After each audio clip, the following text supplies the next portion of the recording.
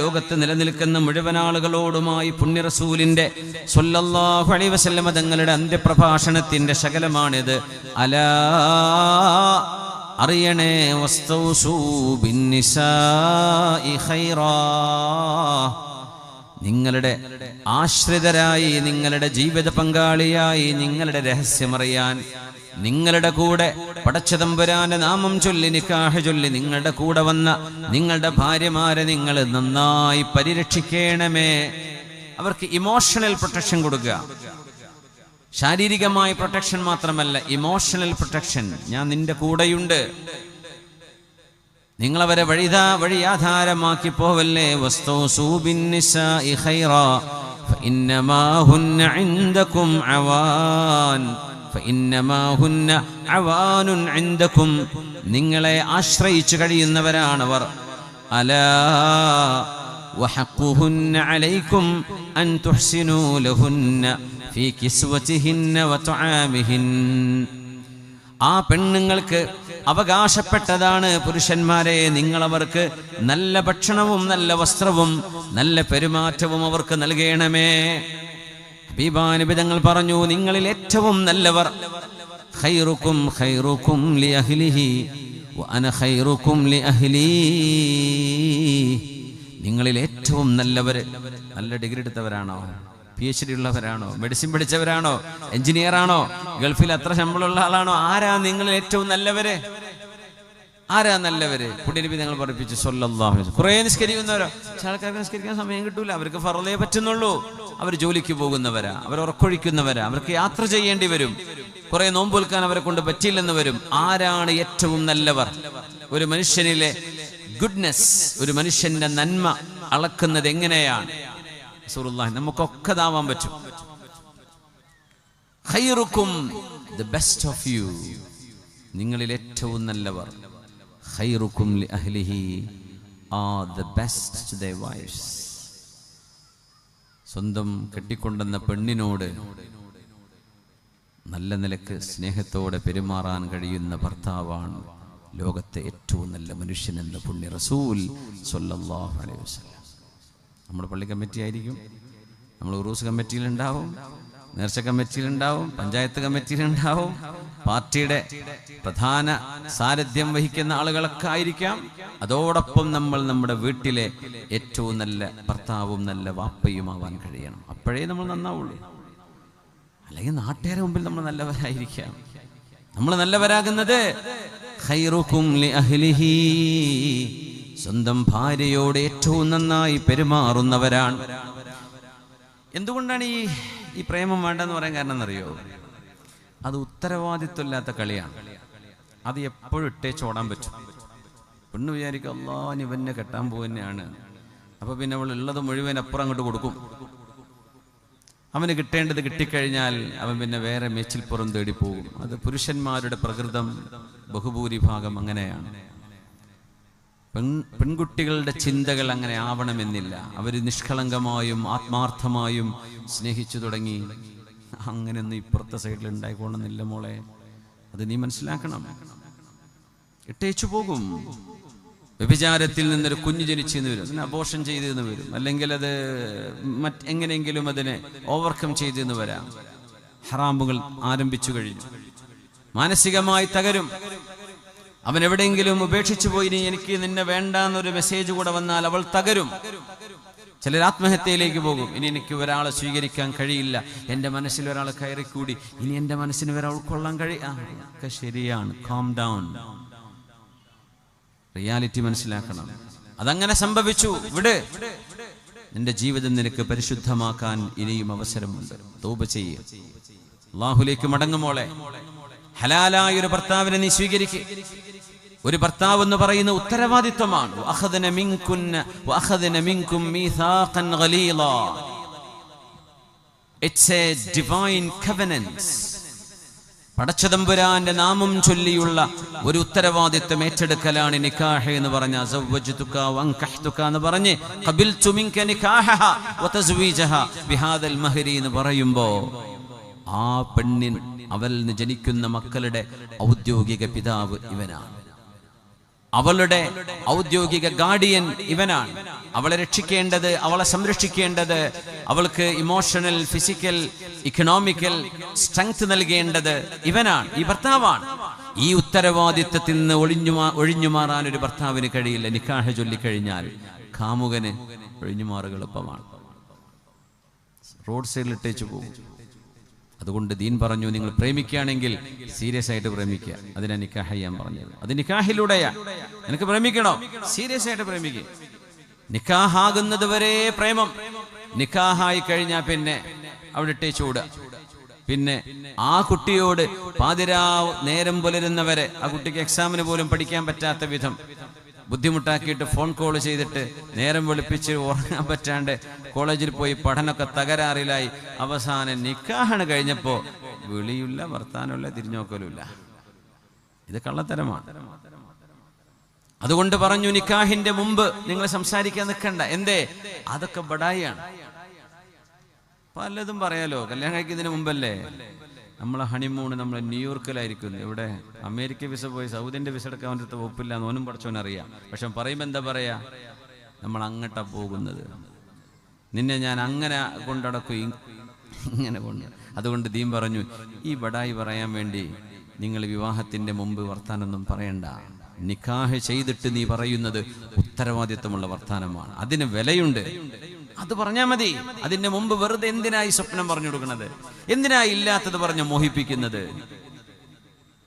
അതുകൊണ്ട് ഇസ്ലാമിന്റെ വീക്ഷണം എത്ര മനോഹരമാണ്. ഒരു പെൺകുട്ടിക്ക് ഉത്തരവാദിത്വമുള്ള ജീവിതം നൽകുക, ആ സംരക്ഷണം ഒരു പെൺകുട്ടിക്ക് ഗ്യാരണ്ടീഡാണ്. അഥവാ അവൻ ഉപേക്ഷിച്ചു പോവുകയാണെങ്കിൽ മഹല്ല് കമ്മിറ്റി ഇടപെടും, പോലീസ് ഇടപെടും, കോടതി ഇടപെടും. വിവാഹം കഴിഞ്ഞാൽ അങ്ങനെയാ. കാമുകന് വല്ലതും ചെയ്യാൻ പറ്റുമോ? കാമുകിക്കും കാമുകനും അങ്ങോട്ട് എന്ത് ഉത്തരവാദിത്വം? കെയർലെസ്. അങ്ങനെ കുഞ്ഞ് ജനിച്ചാൽ ആ കുഞ്ഞിന്റെ പിതൃത്വം പോലും ഇവന്റെ പേരിൽ ചേർത്താൻ കഴിയില്ല. ആ കുട്ടിക്ക് ആരുണ്ട് പിതാവായിട്ട്? ആ കുഞ്ഞിനെ ആര് പഠിപ്പിക്കും? ആര് വിദ്യാഭ്യാസം നൽകും? ആര് വിവാഹം ചെയ്തയക്കും? അതുകൊണ്ട് അബദ്ധങ്ങൾ സംഭവിച്ചതിന് ശേഷം കണ്ണു തുറക്കാനല്ല, അബദ്ധങ്ങൾ സംഭവിക്കുന്നതിന്റെ മുമ്പ് കണ്ണു തുറന്ന് കാണാൻ. وعلى المولود له رزقهن وكسوتهن بالمعروف. ആർക്കാണോ കുഞ്ഞ് ജനിച്ചത്, ആ കുഞ്ഞിന്റെ വാപ്പ അയാളാണ്. ആ പിതാവിനാണ് അവൾക്കും അവളുടെ മക്കൾക്കും ഭക്ഷണവും പാർപ്പിടവും സൗകര്യങ്ങളും ചെയ്തു കൊടുക്കാൻ ബാധ്യതയുള്ളത്. പരിശുദ്ധ റസൂലുള്ളാഹി സ്വല്ലല്ലാഹു അലൈഹി വസല്ലമ തങ്ങൾ, ഹബീബായ നബി തങ്ങളുടെ ആദ്യത്തെ ഭാര്യയാണ് ഉമ്മുൽ മുഅ്മിനീൻ ആയിഷത്തു സിദ്ദീഖ റളിയല്ലാഹു അൻഹാ. ആയിഷ ബി പറയാറുണ്ട്, ഞാൻ ജീവിതത്തിൽ കണ്ടിട്ടില്ലാത്തൊരു പെണ്ണ് ഞാൻ കണ്ടിട്ടില്ല ഖദീജ ബീവിയെ. ഇത്രക്ക് എനിക്കൊരു അസൂയ തോന്നിയൊരു പെണ്ണ് വേറല്ല. ആയിഷ ബീവി റളിയല്ലാഹു അൻഹ പറയുമ്പോൾ ബീവിക്ക് 17 വയസ്സ് 18 വയസ്സ്. ഖദീജ ബി വഫാത്തായി പോകുന്നത് എത്രാമത്തെ വയസ്സിലാണ്? 66 വയസ്സാകുമ്പോൾ, 65 കഴിഞ്ഞു. 66 വയസ്സിൽ ബീവി വഫാത്താകുമ്പോൾ ചുവന്ന തൊണ്ണായിരുന്നു, പല്ലില്ലായിരുന്നു, പല്ലുകളൊക്കെ പൊഴിഞ്ഞു പോയിരുന്നു ആയിഷ ബീവിയുടെ റളിയല്ലാഹു അൻഹ. ഹംറാഉ ശിദ്ഖൈൻ മാഗിറതു അല ഇംറഅത്തിൻ മാഗിറതു അലാ ഖദീജ. എന്തിന്? ഖദീജ ബീവി എന്ന തന്റെ ഭാര്യയെ അഷ്റഫുൽ ഖൽഖ് തങ്ങൾ അത്രമേൽ സ്നേഹിച്ചിരുന്നു. പ്രേമിക്കണോ? ഭാര്യയെ പ്രേമിക്കാൻ. ഇതാണ് ഇസ്ലാമിന്റെ നിലപാട്. അതിന് പറ്റിയ ഭാര്യനെ സ്വീകരിച്ചാൽ മതി. ഒരു ഭാര്യ എന്ന് പറയുന്നത്, കല്യാണം നിക്കാഹ് എന്ന് പറയുന്നത്, it is not to find someone perfect. എല്ലാം തികഞ്ഞ ഒരാളെ കണ്ടെത്തുക എന്നതല്ല വിവാഹം. പിന്നെ കണ്ടെത്തിയ ആളിൽ എല്ലാം തികഞ്ഞത് നമ്മൾ അവരാക്കിയെടുക്കുക എന്നതാണ്. It is to make someone you found to be perfect. നമ്മൾ കൊണ്ടുവന്ന ആളെ ഏറ്റവും നല്ലവളായി നമ്മൾ ആക്കിയെടുക്കലാണ്. എല്ലാം തികഞ്ഞ ഒരാളെ കിട്ടലല്ല, അങ്ങനെയൊന്നും കിട്ടൂല. ഒന്ന് അഡ്ജസ്റ്റ് ആകുമ്പോൾ ഇപ്പുറത്ത് വേറെ എന്തെങ്കിലും കുഴപ്പമുണ്ടാവും. തങ്ങൾ പറഞ്ഞു, അവർക്കൊരു വളഞ്ഞ എല്ലിന്റെ ഒരു പ്രശ്നം ഉണ്ടാകും. ആദം നബി അലൈഹിസ്സലാമിന്റെ വാരിയെല്ലിന്റെ ഏറ്റവും മുകളിലുള്ളത് നല്ല വളവുള്ളതാ, ആ ഒരു എല്ലിൽ നിന്നാണ് പെണ്ണിനെ അള്ളാഹു പടച്ചതെന്നും അതിന്റെ ചെറിയൊരു പ്രശ്നം അവരുടെ വാക്കുകളിൽ കാണാൻ കഴിയുമെന്നും അവരുടെ ഇമോഷനുകളിൽ അതുണ്ടാകും. ഒരു പെണ്ണെന്ന് പറയുന്നത് പലപ്പോഴും വികാരങ്ങൾ, ദുഃഖവും സങ്കടവും സന്തോഷവും കൗതുകവും ഒക്കെ അവരുടെ ജീവിതത്തിലേക്ക് വരും, അവരുടെ വർത്തമാനത്തിൽ അത് വരും. അതുകൊണ്ടാണ് സാക്ഷി പറയുമ്പോൾ ഒരാണ് വേണ്ടിടത്ത് 2 പെണ്ണ് വേണമെന്ന് പറയാൻ കാരണം എന്തെന്നറിയോ? ഒരു പെണ്ണ് പറയുമ്പോൾ ഇച്ചിരി ചിലത് അതിന്റെ കൂടെ അവരങ്ങ് വെച്ചു കൊടുക്കും. ആ മോനത് ചെയ്യുന്നത് ഞാൻ കണ്ടു എന്നേ പറയേണ്ടതുള്ളൂ. സാക്ഷി ഒരു പെണ്ണ് പറയുന്ന വിചാരിച്ചോ, അവൾ എന്താ പറയുന്നറിയോ? ആ ചെറിയോനെ ഞാൻ മുമ്പേ അറിയണ മോനല്ലേ, ഓനത് ചെയ്യൂലെന്നേ ഞാൻ കണ്ടു എന്ന് പറഞ്ഞാൽ മതി. ബാക്കി പറഞ്ഞതൊക്കെ അവളുടെ ഇമോഷനാണ്. ആ റീഡിങ് ഒരു പക്ഷേ ശരിയായിരിക്കാം, തെറ്റായിരിക്കാം. അതുകൊണ്ടാണ് 2 പെണ്ണുങ്ങൾ ഒരു ആണിന് പകരം 2 പെണ്ണ് സാക്ഷി പറയണം എന്ന് ശറഅ് പറയാൻ കാരണം ഇമോഷൻസ് അതിന്റെ ഉള്ളിലൂടെ കയറാൻ ഇടയുണ്ട് എന്നതുകൊണ്ട്. എല്ലാ പെണ്ണുങ്ങളും അങ്ങനെ ആണ് എന്നും അതിനർത്ഥമില്ല.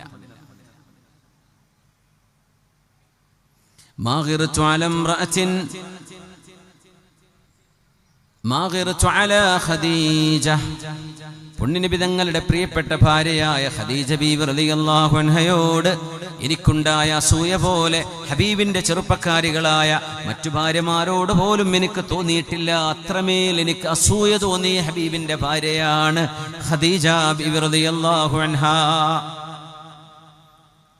തങ്ങൾ നബിയാകുന്നതിന്റെ മുമ്പ് പ്രവാചകരല്ലാതെ കേവലം ഒരു മനുഷ്യരായി നിബിതങ്ങൾ ജീവിക്കുന്ന സമയം പുണ്യ നിബിതങ്ങൾ വ്യക്തിപരമായി തെരഞ്ഞെടുത്തത് ഒരു കല്യാണം കഴിക്കാനാണ്, ഒരു ഭാര്യയുമായി ജീവിക്കാനാണ്. അതുകൊണ്ടാണ് ഖദീജ ബീവിയെ 25-ാമത്തെ വയസ്സ് നിബിതങ്ങൾക്ക് 40 വയസ്സ് ഖദീജ ബീവിക്ക് 2 പ്രാവശ്യം വിവാഹം ചെയ്യപ്പെട്ട് ഭർത്താവ് മരിച്ചുപോയതിനു ശേഷം പുണ്യ നിബിതങ്ങൾ പുനർവിവാഹം ചെയ്തിട്ടുള്ള ഒരു മഹദി. നോക്കണം, അവര് വെർജിനല്ല. ഖദീജ ബീവി റളിയല്ലാഹു അൻഹ വിഡോഡാണ്, ഒരു വിഡോയാണ്. വിവാഹമോചനം ഭർത്താവിന്റെ മരണത്തിലൂടെ സംഭവിച്ച വിവാഹമോചനത്തിലൂടെ ഖദീജ ബീവിക്ക് മുമ്പത്തെ ഭർത്താക്കന്മാരിൽ മക്കളുണ്ട്. ആ ബീവിയെയാണ് 40 വയസ്സ് ബീവിക്ക് പ്രായമുണ്ടായിരിക്കെ മീശമുളച്ചു വരുന്ന പ്രായമായ നബി തങ്ങൾ 25 വയസ്സ് ഹബീബിന് പ്രായമുള്ളപ്പോ ഖദീജ ബീവി റളിയല്ലാഹു അൻഹയെ ഹബീബ് ജീവിതത്തിലേക്ക് ക്ഷണിച്ചത് അത് ഹബീബിന്റെ വ്യക്തിപരമായ തീരുമാനമാണ്. 40 വയസ്സാകുമ്പോൾ നബിയാണ്. പിന്നെ നബി തങ്ങൾ കല്യാണം കഴിക്കുന്നത് മുഴുവൻ അള്ളാഹുവിന്റെ ഓർഡറുകളാണ്. സ്വന്തം ഇഷ്ടം ചെയ്യുകയാണെങ്കിൽ നുബുവത്തിന്റെ മുമ്പ് തങ്ങൾ അത് ചെയ്തു. ഖദീജ ബീവി റളിയല്ലാഹു തആല അൻഹയുടെ കൂടെ 25 വർഷം ഹബീബ് ജീവിച്ചു സല്ലല്ലാഹു അലൈഹി വസല്ലം. വേറൊരു കല്യാണം കഴിച്ചില്ല. ബീവി വഫാത്തായതിനു ശേഷമാണ് റസൂലുള്ളാഹി തങ്ങൾ മറ്റൊരു കല്യാണം കഴിക്കുന്നത്. അതുവരെ വേണ്ട. ആരായത്? തങ്ങളെക്കാളും 15 വയസ്സ് മുതിർന്നു. ഒരു 25 വയസ്സുള്ള ഒരാളും 40 വയസ്സുള്ള ഒരു പെണ്ണിനെയും ഒരുമിച്ച് കാണുമ്പോ ചിലപ്പോഴെങ്കിലും ഉമ്മയാണോ എന്ന് വെറുതെ ചോദിച്ചു പോകും, അല്ലേ? അതുപോട്ടെ, 5 വയസ്സ് ഏറെണ്ട് ഭർത്താവിനേക്കാൾ. അവളൊരു പ്രസവമോ 2 പ്രസവമോ കഴിഞ്ഞാൽ പിന്നെ നമ്മുടെ പെണ്ണുങ്ങളൊന്നും ഇപ്പൊ ജിമ്മിനൊന്നും പോണ കുട്ടികളൊന്നുമല്ലല്ലോ. ശരീരം തളർന്നു പോകും, അവശമായി പോകും. അപ്പോഴും ചോദിക്കും, ഇതാരാ ചോദിക്കും. ഉമ്മയാണോന്ന് ചോദിക്കാൻ പൂതിണ്ട്, പക്ഷെ അഥവാ പഴച്ചാലോ എന്ന് വിചാരിച്ചിട്ട് മെല്ലെ ഒന്ന് സ്റ്റെപ്പ് ആരാ ഭാര്യ. ഏതെങ്കിലും ഒരു പെണ്ണിനെ കണ്ടിട്ട് നിങ്ങളെ മോളാണോ എന്ന് ചോദിച്ചാൽ ആ പെണ്ണിന് പെരുന്നാളാണ് ആ ദിവസം കലണ്ടറിൽ എഴുതി വെക്കും. ആ മനുഷ്യനെ മറക്കൂല. എന്നെ മോളാ, നിങ്ങൾക്കല്ല എന്നെ പറ്റാത്തത്, നോക്കി കണ്ണു വേണം എന്ന് പറഞ്ഞ് ഭർത്താവിനോടൊക്കെ ഒരൽപ്പം ഒരു ഹുങ്കൊക്കെ കാട്ടാനൊക്കെ തോന്നും, അല്ലേ? പെണ്ണുങ്ങൾക്ക് വയസ്സ് കൂടാറില്ല, അത് അങ്ങനെയാണ്. നമുക്ക് 5 വയസ്സ് കൂടുമ്പോൾ അവർക്ക് 1 വയസ്സ് കൂടുള്ളൂ. ആയിക്കോട്ടെ, ആക്കെ സമ്മതിച്ചു കൊടുക്കാം, ഒന്നും കുഴപ്പമില്ല. പക്ഷെ നബി തങ്ങൾ പറഞ്ഞു, എൻ്റെ ഖദീജയെ ഞാൻ ആത്മാർത്ഥമായി സ്നേഹിക്കുന്ന ഒരു മനസ്സ് അല്ലാഹു എനിക്ക് തന്നു. റുസിഖ്തു ഹുബ്ബഹാ, I have been bestowed with the love of Khadija. എൻ്റെ ഖദീജയെ സ്നേഹിക്കാനുള്ള ഒരു സ്നേഹം എൻ്റെ ഖൽബിൽ അല്ലാഹു എനിക്ക് തന്നതാണ്. എൻ്റെ ഖദീജ എനിക്ക് അത്രമേൽ ഇഷ്ടമാണ്. ആരെ? തങ്ങളെക്കാളും 15 വയസ്സ് മുതിർന്നിരുന്ന ഖദീജ ബീവിയെ. തങ്ങൾ പറഞ്ഞു, എനിക്ക് 6 മക്കളുണ്ടായി ഖദീജയിൽ. ഇബ്നാനി വ 4 ബനാത്തിൻ, 2 ആൺകുട്ടികളും 4 പെൺകുട്ടികളും എൻ്റെ ഖദീജയിലൂടെ അല്ലാഹു എനിക്ക് തന്ന മക്കളാണ്. പുണ്യനബി തങ്ങൾ പറയാ സല്ലല്ലാഹു അലൈഹി വസല്ലം, അപ്പോഴേക്കും ഖദീജ ബീവിയുടെ ശരീരം എത്രമേൽ തളർന്നിട്ടുണ്ടായിരിക്കും, അവശമായിട്ടുണ്ടായിരിക്കും എന്നുകൂടെ നിങ്ങൾ ആലോചിച്ച് നോക്കൂ. ആ പ്രസവം മുഴുവനും ഖദീജ ബീവിയുടെ 40ാമത്തെ വയസ്സിന് ശേഷമാണ്. റുഖയ്യ ബീവി, സൈനബ് ബീവി, റുഖയ്യ, ഉമ്മു കുൽസൂം, ഫാത്തിമ റളിയല്ലാഹു അൻഹ, പിന്നെ ഖാസിം എന്നവരും അബ്ദുള്ള എന്നവരും 2 ആൺകുട്ടികൾ അവരുടെ ഉമ്മയാണ്. വലഖദ് ഹലകത് قبل أن يتزوجني رسول الله صلى الله عليه وسلم ب3 سنين. ആയിഷ ബീബി റളിയല്ലാഹു അൻഹ എന്ന സിദ്ദീഖ തങ്ങളുടെ പ്രിയപ്പെട്ട മോള് അതിസുന്ദരിയായിരുന്ന, സമർത്ഥയായിരുന്ന, ബുദ്ധിമതിയായിരുന്ന, നല്ല അറിവുണ്ടായിരുന്ന, സ്മാർട്ട് എന്ന് നമുക്കിന്ന് പറയാൻ പറ്റുന്നുവെങ്കിൽ അവരായിരുന്നു ആയിഷ ബീബി റളിയല്ലാഹു അൻഹ. സിദ്ദീഖ് എന്നവരുടെ മോളാണ്. എന്നെ പുണ്യ റസൂല് കല്യാണം കഴിക്കുന്നതിന്റെ 3 കൊല്ലം മുമ്പ് ഖദീജ ബീവി റളിയല്ലാഹു അൻഹ ലോകത്തോട് വിട പറഞ്ഞു പോയിട്ടുണ്ട്. ബീവി മരിച്ച് വഫാത്തായി. ബീവി അന്ത്യവിഷം കൊള്ളുന്ന മക്കയിലാണ്, അറിയാലോ, ജന്നത്തുൽ മുഅല്ലയിൽ. 3 വർഷം കഴിഞ്ഞതിന് ശേഷമാണ് എന്നെ റസൂല് കല്യാണം കഴിക്കുന്നത് തന്നെ. അപ്പൊ എനിക്ക് ഖദീജ ബീവി അറിയില്ല. ലിമാ കുൻതു അസ്മഉഹു യദ്കുറുഹാ, എന്റെ ഖദീജയെ എന്റെ റസൂൽ ഓർക്കുന്നത് എനിക്ക് ധാരാളം കേൾക്കാമായിരുന്നു. അതുകൊണ്ടാണ് എനിക്ക് അസൂയ വരാൻ ഒരു കാരണം. എന്റെ ഖദീജയെ പുണ്യനബി ഞങ്ങൾ ഇങ്ങനെ ഖദീജ റളിയല്ലാഹു അൻഹയെ ഓർത്തിട്ട് ഇങ്ങനെ പറയും, എന്റെ ഖദീജ ജീവിച്ചിരിപ്പുണ്ടായിരുന്നെങ്കിൽ, ഒരു നല്ല ഭക്ഷണം വീട്ടിൽ വന്നാലേ തങ്ങൾ അപ്പ പറയും, ഓ എന്റെ ഖദീജ ഇതൊക്കെ തിന്നാൻ എന്റെ കൂടെ ഉണ്ടായിരുന്നെങ്കിൽ. ബി വഫാത്തായതിനു ശേഷം ആലോചിച്ച് നോക്കി, ജീവിച്ചിരിക്കുമ്പോൾ കുറച്ചൊക്കെ നമ്മൾ ചിലപ്പോൾ അഡ്ജസ്റ്റ് ചെയ്ത് കുറച്ച് നോണൊക്കെ പറഞ്ഞ് നീ തന്നെയാണ് ലോകസുന്ദരി എന്നൊക്കെ പറഞ്ഞിട്ടുണ്ടാവും. മരിച്ചു കഴിഞ്ഞാൽ നമുക്കത് പറയാൻ പറ്റുമോ? ആ സ്ത്രീ അത് കേൾക്കുന്നില്ല. നമ്മുടെ ഭാര്യ ജീവിച്ചിരിപ്പില്ല. എന്നിട്ട് ഞാൻ ഒരു കാര്യം എൻ്റെ ചേർത്ത് പറയട്ടെ, ഇതുമായി ബന്ധപ്പെട്ടതല്ല, എന്നാലും എനിക്കൊരു കണക്ഷൻ കിട്ടിയതുകൊണ്ട് പറയാം. നമ്മളെ അള്ളാഹു നമുക്കൊക്കെ ആയുസ് തരട്ടെ. മരിച്ചു കഴിഞ്ഞാൽ ലേഖനം, അനുസ്മരണ പതിപ്പ്, അനുസ്മരണ സമ്മേളനം, എന്നിട്ട് പറയും നല്ല മനുഷ്യനായിരുന്നു, നിങ്ങൾക്ക് അറിയണോ, എന്നിട്ട് പറഞ്ഞിട്ട് അങ്ങനെ ആ മനുഷ്യൻ ചെയ്ത നന്മകളൊക്കെ പറയും. ജീവിച്ചിരിക്കുമ്പോൾ ഈ സാധുവിന് ഇതൊന്നും ഒന്നും കേൾക്കാൻ നമ്മൾ അവസരം കൊടുക്കൂല. മരിക്കണ വരെ ഉണ്ടെന്നില്ലല്ലോ നമ്മള്. മരിച്ചു കഴിഞ്ഞാൽ അങ്ങനെ പറയും, ഭയങ്കര അങ്ങനെ പറയാവത് വേറെ വിഷയം. ഇതൊക്കെ മഹാസിന മൗത്താക്കും, മരിച്ചവരെ പറ്റി നല്ലതേ പറയാവൂ. പക്ഷെ ആ നല്ലത് ഒരു മനുഷ്യൻ ജീവിച്ചിരിക്കുമ്പോൾ പറഞ്ഞൂടെ? അയാളെ മുമ്പിൽ പറയണ്ട, ഒരാളെ മുമ്പിലിരുത്തി പറയാൻ പാടില്ല. എന്നാലും ആ മനുഷ്യൻ ജീവിച്ചിരിക്കെ അയാളുടെ അഭാവത്തിൽ അയാൾ ചെയ്ത നന്മകളെ, അയാൾ ചെയ്ത സൽക്കർമ്മങ്ങള് നമ്മൾ എപ്പോഴെങ്കിലും പറയാറുണ്ടോ? നമ്മൾ പറയാറ് മരിച്ചു കഴിഞ്ഞാൽ ഭയങ്കര നോട്ടീസ് ഇറങ്ങും. വാട്സപ്പിലൊക്കെ എഴുതി താഴോട്ട് പോയി പോയി പോയി കുഴങ്ങും. നമ്മൾ അത്രക്കും ജീവിച്ചിരിക്കുന്ന ഈ സാധുവിന് ഇത് കേൾക്കാനൊരു അവസരം ഉണ്ടായിട്ടുണ്ടാവില്ല. രോഗിയായി കിടന്നിട്ട് 2-2.5 കൊല്ലം കഴിഞ്ഞു, നമ്മൾ പോയി നോക്കിയിട്ടില്ല. ഇനി മരിച്ചാൽ എല്ലാവരും ഒരുമിച്ച് കൂടും, ഗൾഫിൽ നിന്ന് വരെ ആള് വരും. ജീവിച്ചിരിക്കുമ്പോൾ ആ മനുഷ്യനൊരു മുഖം കാണിച്ചു കൊടുത്ത്, പഴയകാല ആ പറമ്പിൽ പന്ത് കളിച്ചിരുന്ന ചങ്ങാതിമാരല്ലേ നമ്മളൊക്കെ ഒന്ന് പറഞ്ഞ് ഒന്ന് ചെന്ന് നോക്കി ആ മനുഷ്യനെ സന്തോഷിപ്പിക്കാൻ. ക്യാൻസർ പിടിപെട്ട് കിടക്കാൻ, രക്ഷപ്പെടുമോ എന്നറിയില്ല. ആ മനുഷ്യന്റെ കണ്ണിന് സന്തോഷം കൊടുക്കാൻ ഇടക്കൊന്ന് പോയി നോക്കുക. അതൊന്നും മരിക്കണവരെ കാത്തിരിക്കും. മരിച്ചു കഴിഞ്ഞാൽ രാവിലെ മുതൽ നമ്മളവിടെ അങ്ങനെ ഇരിക്കും. ആയിക്കോട്ടെ, അത് നല്ല കാര്യം തന്നെ. ഇത്തബിഉൽ ജനായിസ്, ജനാസന്റെ കൂടെ പോകണം. പക്ഷെ ജീവിച്ചിരിക്കുമ്പോൾ കൊടുക്കാൻ കഴിയണമെന്നാണ്. ഖദീജ ബീവി റളിയല്ലാഹു അൻഹ ജീവിച്ചിരിക്കുമ്പോൾ നബി തങ്ങൾ ചെയ്തുവെന്ന് മാത്രമല്ല, ബീവി റളിയല്ലാഹു അൻഹ മരണപ്പെട്ടതിന് ശേഷം, ലോകത്തോട് വിട പറഞ്ഞതിന് ശേഷം, ലിമാ കുൻതു അസ്മഉഹു യദ്കുറുഹാ, ബീവി റളിയല്ലാഹു അൻഹയെ കുറിച്ച് ഓരോരോ നന്മകൾ ഹബീബ് ഇങ്ങനെ പറയാറുള്ളത് ഞാൻ കേൾക്കുമ്പോൾ എനിക്ക് ഖദീജ ബീവിയോട് എന്തെന്നില്ലാത്ത അസൂയ തോന്നിയിട്ടുണ്ട്. അസൂയ എന്ന് പറഞ്ഞാലേ നമ്മളെ പാടില്ലാത്ത അസൂയല്ല കേട്ടോ, ഒരു ഭാഷയിൽ പറയുന്ന വാക്ക് അത്രേ ഉള്ളൂ. അസൂയ ഒരു കുശുമ്പ് എന്നൊക്കെ പറയില്ലേ, നിങ്ങളിവിടെ എന്താ പറയുക എനിക്കറിയില്ല, അങ്ങനെ പറയണ്ട, ഒരു കുശുമ്പ് തോന്നാക്കെ. വലഖദ് അമറഹു റബ്ബുഹു അൻ യുബശ്ശിറഹാ ബിബൈതിൻ ഫിൽ ജന്നതി മിൻ ഖസബിൻ, എന്റെ ഭർത്താവായ ഹബീബായ റസൂലിനോട്, ഹബീബിന്റെ മുൻ ഭാര്യയായിരുന്ന ഖദീജ ബീവി റളിയല്ലാഹു അൻഹയോട് അല്ലാഹു ആജ്ഞാപിച്ചു റസൂലിനോട്, ഖദീജ ബീവിയോട് പറയണേ നബിയേ, അവർക്ക് സ്വർഗ്ഗത്തിൽ ഒരു വീടുണ്ട്. മിൻ ഖസബിൻ, ഒറ്റമുത്തിനാലുള്ള വീട്. ഖസബ് എന്ന് പറഞ്ഞാൽ അൽ-ലുഅ്ലുഅത്തുൽ വഹീദത്തുൽ കബീറ, വലിയ ഒരു ഒറ്റമുത്തിനാണ് ഖസബ് എന്ന് പറയാ. ഒരൊറ്റ മുത്ത്, അതാണ് വീട്, അതാണ് കൊട്ടാരം. അത്രമേൽ വലിപ്പമുള്ളൊരു മുത്ത്, ഒറ്റമുത്തിനാൽ ഒരു കൊട്ടാരം ഖദീജ ബീവിക്ക് അല്ലാഹു വെച്ചിട്ടുണ്ടെന്ന് നബിയെ ഖദീജയോട് പറയണേ റളിയല്ലാഹു അൻഹാ. അപ്പൊ ബീവി നബി നിങ്ങൾക്ക് ഭക്ഷണം ഉണ്ടാക്കാൻ വേണ്ടി പോയിരുന്നു. ഭക്ഷണം ഉണ്ടാക്കി വരുമ്പോഴാ ജിബ്രീൽ അലൈഹിസ്സലാം വന്ന്, നബിയെ ഖദീജ ബീവി ഇപ്പൊ നിങ്ങൾക്ക് ഭക്ഷണവുമായി വരുന്നുണ്ട് കേട്ടോ, ഒരു കാര്യം പറയണേ, ഞാൻ അസ്സലാമു അലൈക്കും എന്ന് പറഞ്ഞു പറയണേ. മലക്കുകളാണ്, അവർക്ക് ആണും പെണ്ണും എന്ന ജെൻഡർ ഇല്ലാത്തവരാണ് മലക്കുകൾ. മുഅമ്മനൂൻ, അവരിൽ നിന്നൊരു ഫിത്ന ഒന്നും ഉണ്ടാവില്ല, അവര് പ്രേമിക്കാൻ പോകുന്നല്ല, അവർ അള്ളാഹുവിന്റെ മലക്കുകളാണ്. ഞാൻ സലാം പറഞ്ഞു എന്ന് ഖദീജ ബീവിയോട് പറയണേ. പിന്നെ അല്ലാഹു അസ്സലാമു അലൈക്കും എന്ന് ഖദീജ ബീവിയോട് സലാം പറഞ്ഞിട്ടുണ്ട്, അതും ഒന്ന് അറിയിക്കണേ. പിന്നെ ഒറ്റമുത്തിനാലുള്ള ഒരു കൊട്ടാരം ഖദീജ ബീവിക്ക് അല്ലാഹു സ്വർഗത്തിൽ ഒരുക്കി വെച്ചിരിക്കുകയാണ്. ലാ നസബ ഫീഹാ വലാ സഖബ്, ശാന്തമായ സുന്ദരമായ, ഒരു ബഹളമോ ഒരു അസ്വസ്ഥതയോ തോന്നാത്ത അതിസുന്ദരമായ ഒരു ഭവനം ഖദീജ ബീവിക്ക് അല്ലാഹു വെച്ചിരിക്കുന്നു. അപ്പൊ ബീവി ഭക്ഷണവുമായിട്ട് ഇങ്ങനെ വരികയാണ് ഹബീബിന്റെ മുമ്പിലേക്ക്. ഈ ഭക്ഷണം എന്നതൊരു വലിയ കണക്ഷനാണ്. നമ്മൾ ഭക്ഷണം കഴിക്കുക, ഭക്ഷണം ഉണ്ടാക്കി തരുന്നത്.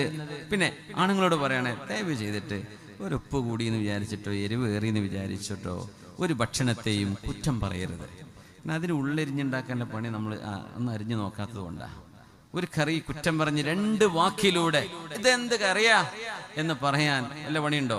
ആ കറിക്ക് അവർ വെള്ളം ചൂടാക്കണം, കൈ പൊള്ളിയിട്ടുണ്ടാവും, ചിലപ്പോൾ കത്തി കയ്യിന് കൊണ്ടിട്ടുണ്ടാവും, ഉള്ളി വേണം, നോക്കുമ്പോൾ നല്ല ഉള്ളി ഒന്നും കിട്ടുന്നുണ്ടാവില്ല, അയൽപക്കത്ത് നിന്ന് തൽക്കാലം ഒന്ന് വടക്കല്ലല്ലോ എന്താ പറയാ, അവരൊന്ന് വായ്പക്ക് വാങ്ങിയിട്ടുണ്ടാവും.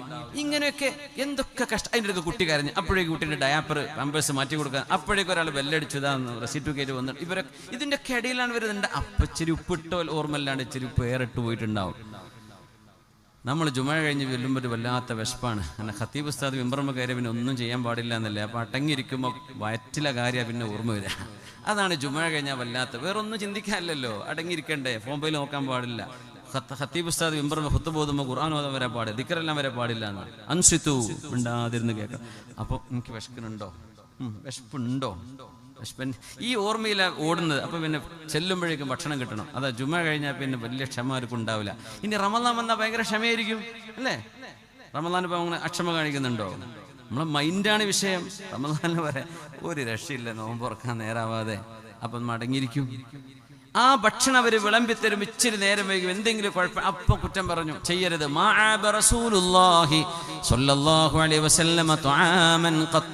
ഭക്ഷണം നമ്മുടെ മനസ്സിനെ ആകർഷിക്കുന്ന ഒരു സംഗതിയാണ്. നല്ല റെസ്റ്റോറൻറ്റുകൾക്ക് ഒരു ഡെക്കറേഷനും പരസ്യം വേണ്ടെന്ന് ആൾക്കാർ അങ്ങോട്ട് ഓടിയെത്തും. ചിലപ്പോൾ പൊട്ടിപ്പൊളിഞ്ഞ ബെഞ്ചൊക്കെ ആയിരിക്കും, എന്നാലും എന്താ തിരക്ക് എന്ന് പറയും. ഇപ്പുറത്ത് ലക്ഷറി ആയിട്ട് ഏസിട്ട് വെച്ചിട്ട് ഒരു മനുഷ്യൻ കയറുന്നുണ്ടാവില്ല. എന്തേ? ഭക്ഷണം സ്വാദില്ല എന്ന് പറയും അല്ലേ? ഭക്ഷണം മനസ്സിനെ ആകർഷിക്കുന്നൊരു സംഗതിയാണ്.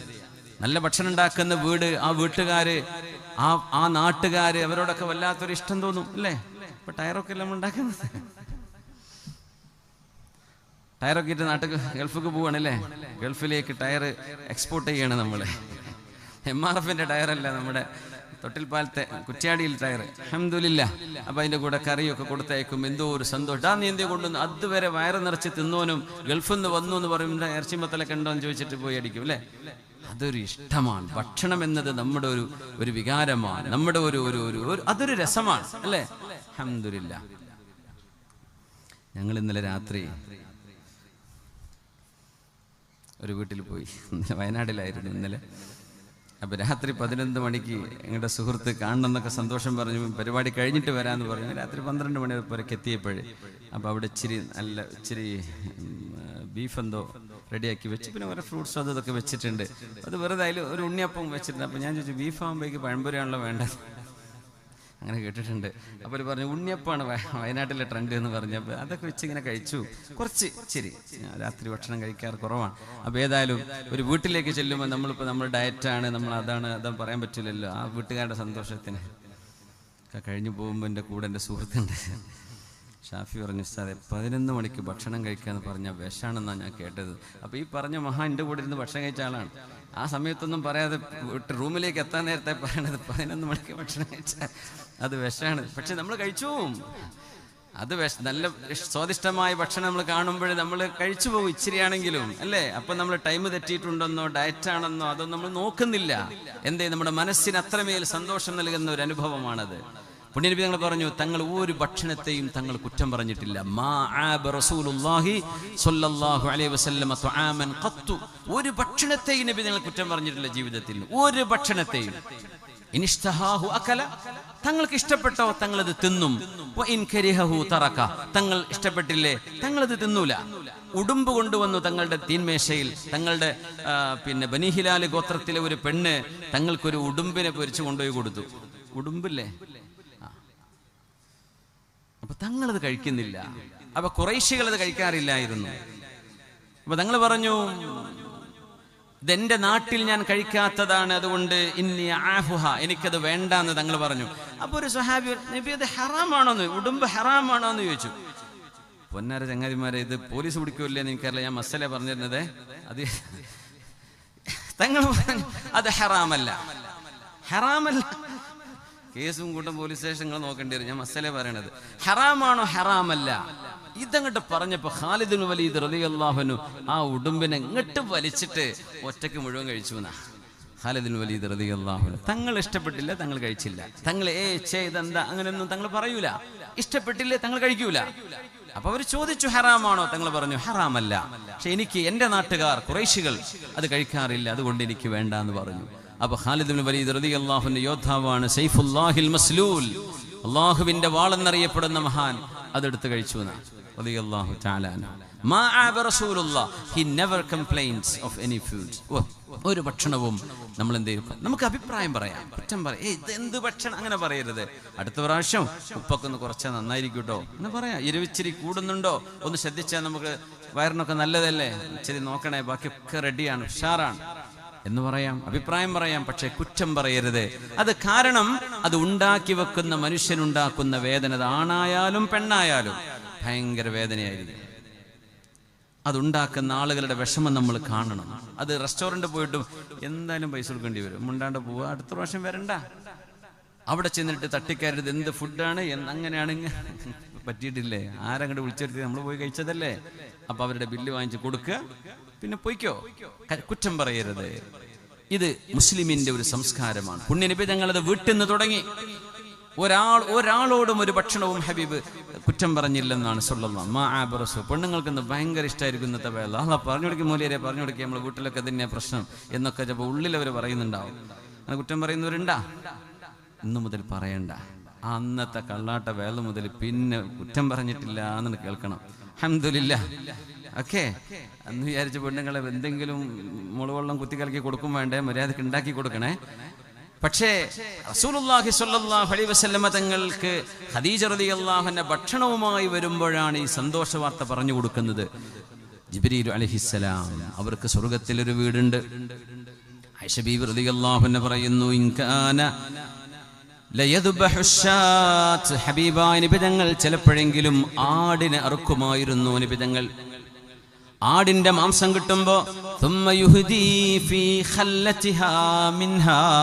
ഖദീജ ബീവി റളിയല്ലാഹു അൻഹയുടെ കൂട്ടുകാരികളുടെ വീട് നോക്കിയിട്ട് അതിന്റെ അഡ്രസ്സ് പറഞ്ഞു കൊടുത്തുകൊണ്ട് തങ്ങൾ പറയും, ഇത് ഖദീജയുടെ ആ കൂട്ടുകാരിക്ക് കൊണ്ടുപോയി കൊടുക്ക്, ഇത് ഖദീജയുടെ ഈ കൂട്ടുകാരി കൊണ്ടുപോയി കൊടുക്ക്. തങ്ങൾക്ക് അവരറിയാം.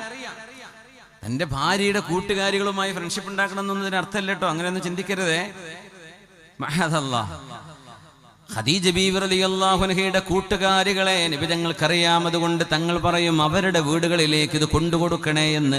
വീട്ടിലേക്ക് കൊണ്ടുവന്ന മാംസത്തിൽ നിന്ന് ഓരോരോ അംശങ്ങൾ ബീവിയുടെ കൂട്ടുകാരികളെ നബി തങ്ങൾ കൊണ്ടുപോയി കൊടുക്കും. ഇതെപ്പോഴെന്നറിയോ? ബീവി വഫാത്തായതിനു ശേഷവും. ബീവി ജീവിച്ച് ഖദീജ ബീവി ഇത് കാണുന്നുണ്ടോ? ആലമുൽ അർവാഹിൽ അത് കാണുന്നുണ്ടാകാം. അല്ലാഹുവിന്റെ ഹബീബ് ബീവിയോടുള്ള പ്രതിബദ്ധതയെ, ആ സ്നേഹത്തെ നബി തങ്ങൾ കാണിച്ചു തരാണ്. ഇതാണ് പ്രേമം, ഇതാണ് സ്നേഹം, ഇതാണ് സ്നേഹം. അല്ലാതെ നിങ്ങൾ ഫേസ്ബുക്കിൽ രണ്ട് ഇമോജി വിടലല്ല സ്നേഹം. സ്നേഹം എന്ന് പറയുന്നത് ഇതാണ്, ഖൽബിൽ നിന്ന് ഖൽബിലേക്ക്, റൂഹിനോട്, ശരീരത്തോട് മാത്രമല്ല, ആത്മാവിനോട്, ആ വ്യക്തിയോടുള്ള സ്നേഹം. കാനൻ നബി സല്ലല്ലാഹു അലൈഹി വസല്ലം, ഹബീബായ നബി തങ്ങൾക്ക് ആരെങ്കിലും ഒരു ഗിഫ്റ്റ് കൊണ്ടുപോയി കൊടുത്താൽ, ഇദ്ഹബൂ ഇലാ ഫുലാന, ഫഇന്നഹാ കാനത് സദീഖതൻ ലിഖദീജ. എന്തെങ്കിലും ഒരു ഗിഫ്റ്റ്, ഒരു ഭക്ഷണം അൻസ്വാരികൾ കൊണ്ടുപോയി കൊടുത്താൽ തങ്ങൾ ചിലപ്പോൾ കഴിക്കും, ചിലപ്പോൾ കഴിക്കില്ല.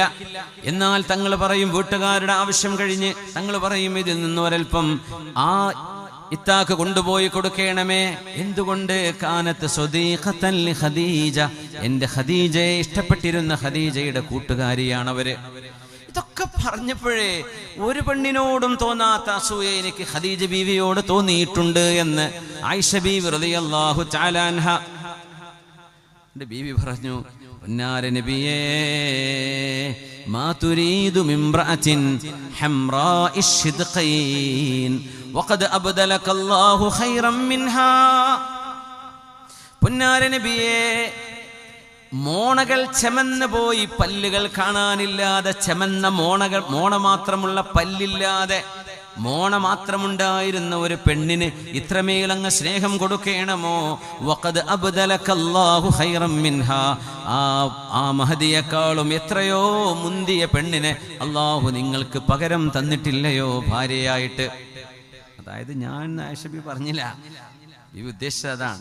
ഞാനിവിടെ ഉണ്ടായിരിക്കെ, വളരെ യങ് ആയിരിക്കെ, എനർജറ്റിക് ആയിരിക്കെ, വളരെ ബ്യൂട്ടിഫുൾ, പ്രെറ്റി, ഫെയർ, ഇത്രയും ഭംഗിയുള്ള സൗന്ദര്യം അല്ലാഹു എനിക്ക് നൽകിയിട്ടുണ്ടല്ലോ. ചെറുപ്പക്കാരിയായ, പ്രായം കൊണ്ട് ചെറുപ്പമായ ഞാൻ അങ്ങയുടെ കൂടെ ഉണ്ടായിരിക്കെ മോണകൾ ചെമന്ന് പല്ല് പൊഴിഞ്ഞു പോയി പ്രായം കൊണ്ടും മരിച്ചുപോയ ഒരു പെണ്ണിനോട് നബിയേ നിങ്ങൾ ഇത്രത്തോളം സ്നേഹം കാണിക്കണമോ? ഞാൻ പറയുന്നത് കുറച്ച് യുക്തിവാദികൾ ഈ ഹദീസൊക്കെ ഒന്ന് കേൾക്കണം. വെറും ആയിഷ ബീവിന്റെ കഥ മാത്രമേ അവർ പഠിച്ചിട്ടുള്ളൂ. അപ്പുറമുള്ള ആവശ്യമുള്ളതല്ലേ അവർക്ക് ആവശ്യമുള്ളത് ഇപ്പുറത്തേക്ക് മറിച്ചു നോക്കുക പോലുമില്ല. യുദ്ധങ്ങളുടെ ആയത്തുകളൊക്കെ അതിന്റെ ആ ആയത്തിന്റെ ഇപ്പുറം നോക്കിയാൽ തന്നെ മനസ്സിലാകും അത് നാട്ടുകാരെ കൊല്ലാനുള്ള ആഹ്വാനമല്ല ഈ പറയുന്നത്, അത് യുദ്ധ സാഹചര്യത്തിൽ ഇറങ്ങിയ. പക്ഷെ നോക്കൂല എന്ന പോലെ ആയിഷ ബീവിനെങ്ങനെ പൊന്നാര ചങ്ങായന്മാരെ, ആയിഷ ബീവിക്ക് ഒരു പരാതിയില്ല, പിന്നെ എന്തിനാ നിങ്ങൾ ഇവിടെ കിടന്ന് പോകേണ്ട കാര്യം? ബീവി റളിയല്ലാഹു അൻഹ എന്റെ റസൂൽ എനിക്ക് മാത്രം വേണമെന്നാ പറയുന്നത്. നിങ്ങൾ പറയുന്നത് ഏജ് ഡിഫറൻസ് അല്ലേ? ആയിഷ ബീവിക്കില്ലാത്ത പരാതി എന്തിനാ കൂട്ടരെ നിങ്ങൾ കാണിക്കണേ? ബീവി പെറ്റീഷൻ കൊടുത്തോ പോലീസ് സ്റ്റേഷനിൽ?